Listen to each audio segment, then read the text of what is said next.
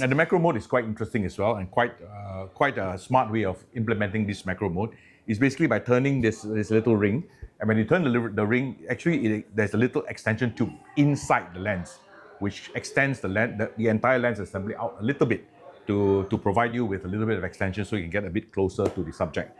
The entire extension happens within the lens barrel itself, so the lens barrel does not move.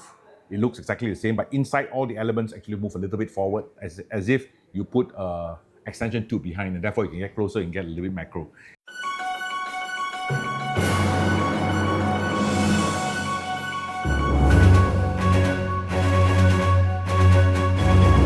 Hi guys, we're here back at the Leica main showroom in Singapore, and this is at the South Beach Quarter. It's a very beautiful showroom. Maybe we'll take a quick look around towards as well. But there are quite a lot of people in the showroom today, so maybe not. Let's see. But we're here today for something very special. We're here to do an kind of a mini unboxing of the Leica Q3 43. Yes. It's not a real unboxing because we've already unboxed it and used the camera. We took it for a couple of trips already. But we're going to show you how the camera looks like in the box. The box is a kind of nice black box, all paper. So Leica is being quite concerned about the environment as well. And when you open it up, that's the camera. Let me pass the camera to you. Yep. And kind of below is where all the other accessories are. A little card, and then the booklet, cables, and the strap. We'll put this aside and let's talk about the camera. We have used this camera for a bit in a couple of shows already. I think it's been around the world with us actually, from Asia to Europe. Yeah. This is a loan camera, by the way, and I took it to Japan with me to cover the Citizen event. I took it to Phuket to cover the Louis Vuitton Carrefour Tillinen event, and then you took it to Germany for your little car trip before we took it then to Geneva for the Watches and Wonders. So what do you think about this camera being kind of I guess you describe yourself as maybe a typical iPhone type shooter rather than a photography guy. Yes. What do you think about this camera, and how do you feel about using a camera like this? And this is a real serious camera. I fell in love with it. Okay. So basically, moving on from iPhone, I would say the lens is amazing. The effect that this camera could create is amazing. I think the most amazing thing is that a lot of times we tend to struggle with the field of vision. So the field of vision for the Leica Q3 43 is 43 mm. So it is the field of vision of your eyes. Or the full frame sensor, yes. Yes, correct. Yes. So whatever that your eyes could see, and then whatever you capture, it's almost as good as when you're looking out and seeing the world for yourself, exactly. Right? Yeah. Plus, it's an amazing lens because it's an Apo Summicron, apochromatic Summicron. So Leica Apo Summicrons are all legendary for their excellent image quality. There's a special Apo look to the Leica lenses, and those of you who are used to playing with Leica lenses will know this, that there's a special look to the Leica Apo look, which is at the same time very detailed but yet a bit soft, and it gives you a very nice bokeh as well.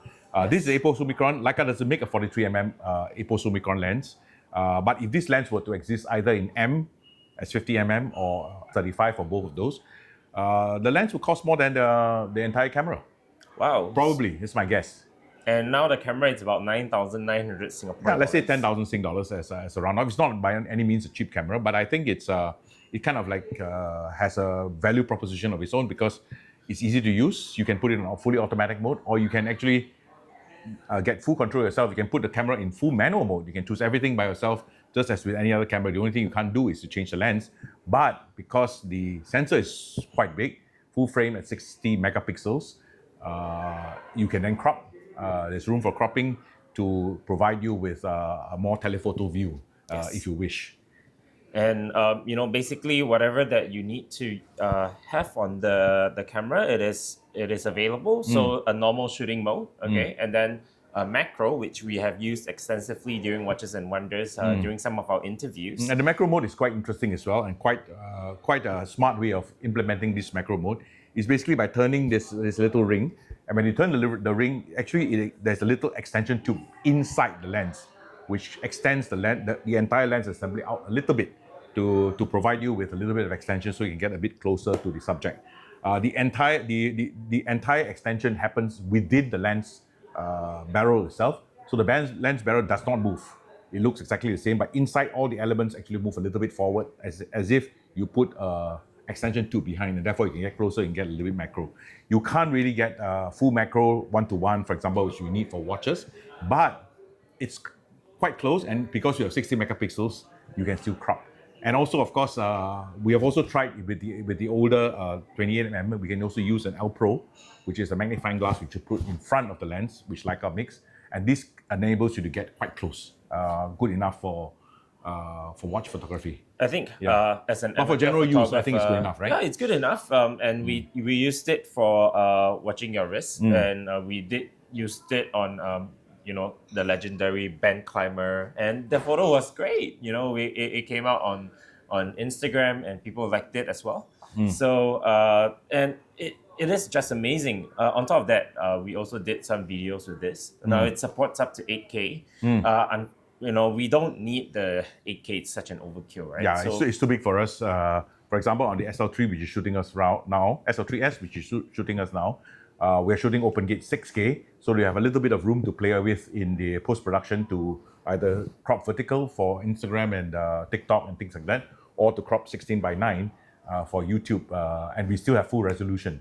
But here, it actually shoots up to 8K. It doesn't have open gate though, but it does shoot 4K, and we have used it in 4K 16:9 or UHD, and it shoots quite beautifully. The footage is quite nice, easy to grade.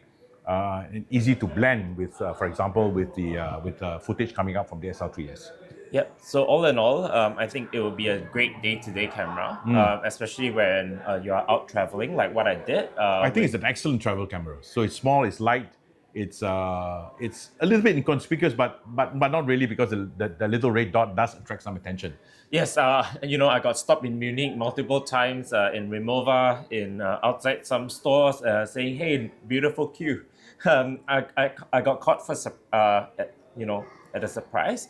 Then on top of that, this camera is actually weather sealed. So Yes. In fact, all the Leicas are weather sealed, and unlike many other manufacturers who just say weather sealing and don't leave you with anything, Leica cameras, for example, for the Q series, is weather sealed, and it achieves IPX52 rating, which allows you some sort of water protection against humidity, against splashes, against like little showers. Of course, it's not going to survive if you take it underwater.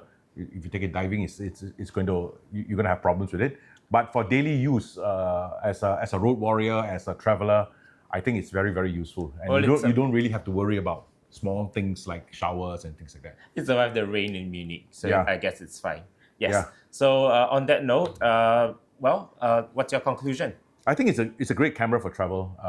For someone who is an accomplished or who is quite used to normal photography, manual photography, it could be a nice second body when you put in the bag in case something happens, or you need a second body for second position, field of view position to use in videos for like a B cam, or for beginners, you can put it in full automatic mode, and it's a really nice, really well built camera, nice to hold, nice to use, nice to play with.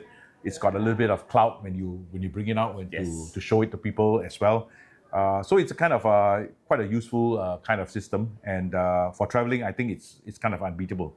What do you think? I think it's a must-buy if you are looking to get a camera. It's only time that it will be added into the Deployant stables. I will be getting one, but it's only time. We look forward to having a proper unboxing of my own. Right, good. All right, we'll see you soon. Take care, guys. Yep, bye.